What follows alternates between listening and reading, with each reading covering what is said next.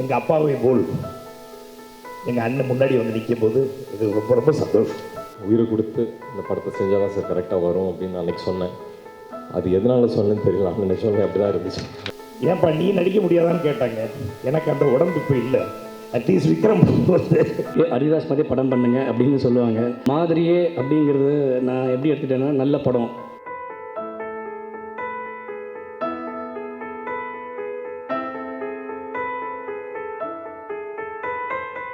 அனைவருக்கும் வணக்கம். அதாவது ஒரு குழந்தைய வந்து நடிகர் திறன் கையில் வச்சு பிள்ளைக்கு தந்தை ஒருவன் எல்லோருக்கும் தந்தை இறைவன் ஒன்று பாடும்போது அப்போவே ஒரு வரம் கொடுத்தார் பொண்ணுக்கு. நான் இல்லைன்னா என் குடும்பத்தை நீங்கள் தான் பார்த்துக்கிடணும். அண்ணன் கமல் இன்னைக்கு எந்த ஒரு விஷயத்துலையும் என் குடும்பத்துக்காக முன்னாடி வந்து எங்கள் அப்பாவை போல் எங்கள் அண்ணன் முன்னாடி வந்து நிற்கும் போது எனக்கு ரொம்ப ரொம்ப சந்தோஷம். நீங்கள் இங்கே இல்லைனாலும் எங்கே இருந்தாலும் இந்த குடும்பத்து மேலே உங்கள் வாழ்க்கை இருக்கும் தெரியல. ஆனால் நீங்கள் இங்கே வந்தது எங்களுக்கு ரொம்ப ரொம்ப பெருமை. ரொம்ப தேங்க்ஸ் அண்ணன். உங்களுக்கு உதிரி பூக்கள் மகேந்திரன் என்ன தெரியும்,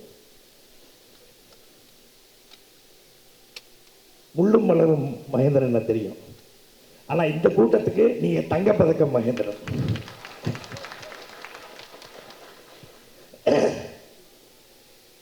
சின்ன பிள்ளையிலேருந்து உங்களே நான் பார்த்துட்டு இருக்கேனே. ஒரு அருமையான இயக்குனர். இங்கே இருக்கிற வந்து பல இளம் இயக்குனர்கள் நீங்கள் தான் இன்ஸ்பிரேஷன். இப்போ வந்திருக்க தெரிய கூட வந்து அந்த ஆக்ட்லி அடிக்கடி சொல்லுவார், எனக்கு இன்ஸ்பிரேஷன் வந்து அண்ணன் மகேந்திரன் தாங்க.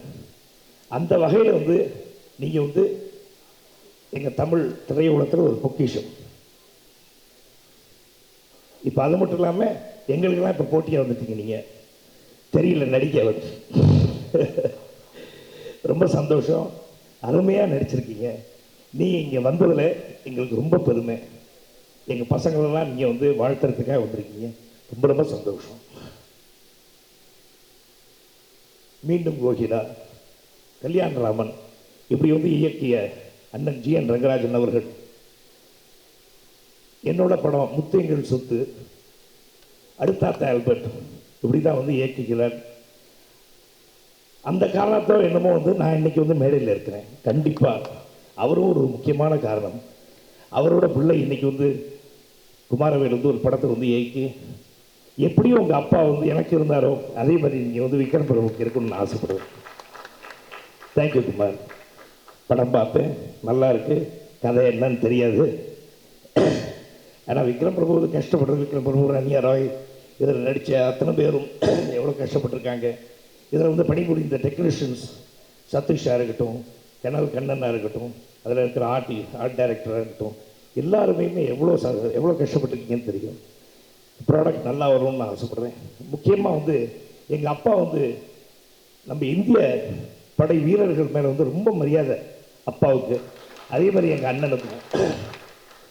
இன்றைக்கி வந்து என் நண்பர்கள் பல பேர் வந்து வீர் சக்கரா வாங்குறவங்களாம் இருக்காங்க. அதாவது கார்கில் வாரில் வந்து சண்டை போட்டவங்க வந்து சில பல பேர் இருக்காங்க. ஸோ அவங்களாம் வந்து ஏன்ப்பா நீ நடிக்க முடியாதான்னு கேட்டாங்க. எனக்கு அந்த உடம்பு இப்போ இல்லை. அட்லீஸ்ட் விக்ரம் வந்து ஒரு போர் வீரராக வந்து நடித்ததில் வந்து எங்களுக்கு ரொம்ப சந்தோஷம். ரொம்ப சந்தோஷம். Thank you Kumar for giving a wonderful role. And Ranya, all of you, I wish you all the best. அப்புறம் என் குழந்தை இமான், அவர் ரொம்ப பெரிய ஒரு இசை மேதையாக வளர்ந்துட்டார். இன்றைக்கு சின்ன பிள்ளை தான், ஆனால் இருந்தாலும் எல்லாரும் உலகமே பேசுகிற அளவுக்கு வந்து நீங்கள் இருக்கிறீங்க. அருமையான மியூசிக் கொடுத்துருக்கீங்க. இப்போ வந்து விக்ரம் வந்து கிட்டத்தட்ட ஒரு 5-6 படத்தில் எல்லாமே நீங்கள் தான் இசை. அந்த எல்லாத்துலேயும் வந்து பிரமாதமாக இருக்கீங்க. அதுக்காக வந்து விக்ரம் வந்து ஒரு படி மேலே தூக்கி நீங்கள் எங்கேயோ போயிருக்கீங்க, உங்ககிட்ட அழைச்சிட்டு வரீங்கிறது ரொம்ப சந்தோஷம். அவங்க அனைவருக்கும் நன்றி சொல்லி இந்த படம் வந்து மிகப்பெரிய வெற்றியடைய என்னோட வாழ்த்துக்கள்.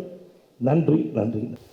டைரக்டருக்கு தெரியும் இந்த படம் இந்த நாளுக்காக நாங்கள் ரொம்ப நாள் வெயிட் பண்ணியிருக்கோம்.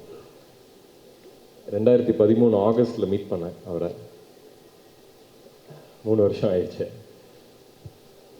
ஸோ இன்னைக்கு மோர் இமோஷனல். இந்த நாள் வருமானு காத்திருந்தது ரொம்ப. அதனால் இது வந்து கதையை சொல்ல போதே சொன்னேன், சார் இதுக்கு வந்து உழைப்புங்கிறது நிறையா இருக்குது சார், ஆனால் மனசை கொடுத்து உயிரை கொடுத்து இந்த படத்தை செஞ்சால் தான் சார் கரெக்டாக வரும் அப்படின்னு நான் அன்றைக்கி சொன்னேன். அது எதனால் சொன்னேன்னு தெரியல, ஆனால் நிஜமே அப்படி தான் இருந்துச்சு எக்ஸ்பீரியன்ஸ். அண்ட் 4வது படம் இமான் பிரதரோட. நானும் வந்து பெருமையாக சொல்லிப்பேன் சார், ஒவ்வொரு படமும் வந்து டிஃப்ரெண்ட்டாக கொடுக்கணும் அப்படின்னு. கடைசியாக அந்த படம் வந்து இமான் பிரதரோட போவோம். அண்ட் அவரும் வந்து அதே மாதிரி டிஃப்ரெண்ட்டாக கொடுப்பாரு. ஸோ ரொம்ப சந்தோஷம், ஒவ்வொரு படமும் டிஃப்ரெண்ட்டாக கொடுத்துருக்கீங்க. அதே விதத்தில் வாகா உங்களோட எக்ஸைட்மெண்ட் தெரிஞ்சிச்சு as soon as you heard the script. எப்படி சொல்கிறதுன்னு தெரியல, பட் ப்ரொடியூசர் சார் பாலா ரொம்ப தேங்க்ஸ். இது வந்து of course it's a huge journey. Like ஒரு இருட்டுள்ளாரையே நடந்துக்கிட்டு இருக்க மாதிரியே இருக்கும், ஏதோ ஒரு லைட் சோர்ஸை பார்த்து போயிட்டு இருக்க மாதிரியே ஒரு ஃபீலிங் தான். ஆனால் இந்த ட்ரெய்லர்லேயும் நீங்கள் பார்த்துருப்பீங்க, பயத்தை சாகடிக்கிறது நம்பிக்கை மட்டும்தான். அந்த ஒரு நம்பிக்கையோடு தான் அந்த ஜேர்னியே இருந்துச்சு. ஸோ எங்கள் கூட ட்ராவல் பண்ண எல்லாருக்கும் ரொம்ப நன்றி. லவ் ரொமான்ஸ் இருக்கிற ஒரு ஃபிலிம்குள்ளே சாங்ஸுக்கு வந்து நிறைய ஸ்கோப் இருக்கும். ஸோ அப்படி ஒரு திரைப்படமாக எனக்கு கொடுத்ததுக்கு ரொம்ப நன்றி. என்றைக்குமே வந்து பார்த்திங்கன்னா ஒரு சின்ன கடுகளவு கூட குறையாத ஒரு அன்பு ஒரு இடத்துலேருந்து வரும்னா அது வந்து அன்னை இல்லத்துலேருந்து வரும், அது எப்போவுமே. ஸோ அந்த அன்புக்காக டோட்டல் ஃபேமிலி, பிரபு சாருக்கும் விக்ரம் பிரபு அவர்களுக்கும் உங்களுடைய குடும்பத்தில் இருக்க ஒவ்வொருத்தருக்கும் நன்றியை தெரிவிச்சுக்கிறேன்.